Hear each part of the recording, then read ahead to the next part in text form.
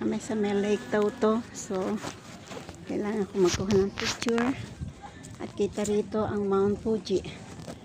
Ayan, ang mga puno ng pulang-pula. Nakakatuwa naman talaga. Tapos may dilaw. Yan. Asa na ang mga kasama ko. Ito si Ate Nipa. Ah, sorry.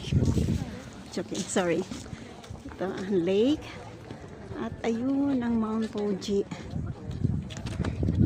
Ayun ang Mount Fuji. Oh. Yan. May sumpa yung yun. Oh. Hanggang dyan lang yata namin mapupuntahan. At yan ang pinaka-lake dito sa paligid. May mga taong lumalapit doon pero hindi na kami lalapit siguro. Kasi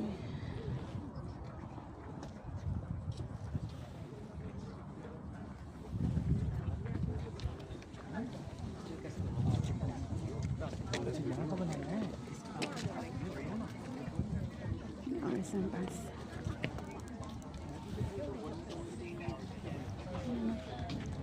Kakatuwa. Mas gusto kong kunan ng ano itong mga puno. Talagang